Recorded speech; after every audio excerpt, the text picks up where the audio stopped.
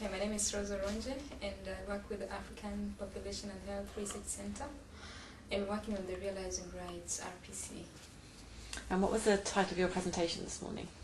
My presentation was engaging mass media to communicate research. So while we work with the media, using all other things, we try to focus this paper on things we think are innovative. They're not the conventional way of engaging with the media.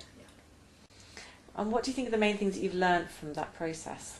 I think I've learned a lot, especially with using awards of excellence to get journalists to write on necessary issues. I've learned a lot because the award which I've covered in that paper on Sexuality Journalism Award was an interesting one because, first of all, the journalists didn't understand the area very well.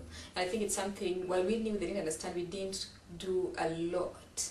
First of all, we launched the award out of Nairobi, which is not a city with so many journalists. We launched in Eldoret, so that missed out many journalists. And then we didn't create hype in terms of events.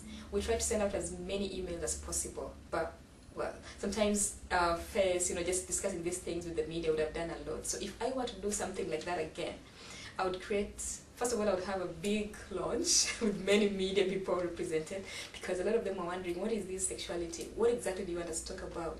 And emails don't seem to answer those questions, very well. Sometimes people just want to be there with you and ask all these questions. So I think if we had created some hype, some spaces to just talk with journalists, maybe in meetings or round tables, it would have worked much better than just launching it outside Nairobi and then following up with emails. So that is a lesson. The other thing is the important role of networks of journalists, because they bring together some committed journalists. Especially, for instance, the Media for Education, Science and Health Association in Kenya. It brings together journalists who are really keen on science issues. And through it, I've been able to get to know good journalists who, in the process, have written very good stories. So those are kind of platforms that you can get access to committed journalists. Yeah. And what about your work with TV drama? What have you found useful about that work? Yeah, the Makutano Junction. First of all, I have to say it was, when I heard about it, I was like, oh, you can really talk about research with TV drama? But then I got very interested because when we could discuss the scripts with the writers and the way they're putting it, and for us as researchers bringing in the evidence, we realized that actually we had a role to play, because some of the scenes were not being based on what the evidence is showing. I'm just trying to think of a quick example. Like the scripts on abortion, they were not bringing out issues of the services on post-abortion, which are legal.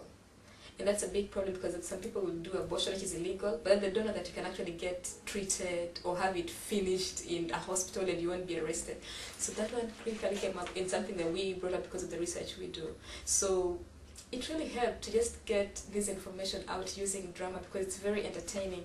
And another big thing was also the interaction, because viewers could send in SMS, that's short message service, after the programs. Some would give comments, say how nice it was, and some would actually request for information, which organization do we go to. So I found that very interesting, an interesting way of getting research out and making it even more useful to change behavior and also provide information.